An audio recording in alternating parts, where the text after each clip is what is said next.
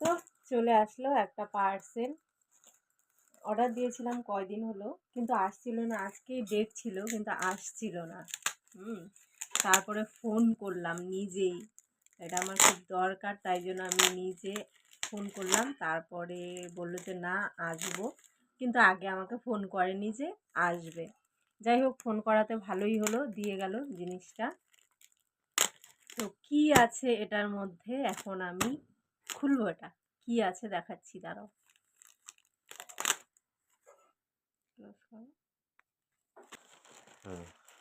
কি আসলে দেখি কেমন এসেছে। আমার লাক তেমন ভালো না, আমি কিছু অর্ডার করলে হয় ক্যান্সেল হয়ে যায় আর নয়তো ভালো আসে না। নিয়েছি ফ্লিপকার্ট থেকে। ঠান্ডার দিনে নিচে বসার সময় খুবই ঠান্ডা লাগে, তাই। কিন্তু ছোট ছোট হয়ে গেল তো। এটা ছোট ঠিকই আছে। না, আমি তো আরো বড় ভাবছিলাম।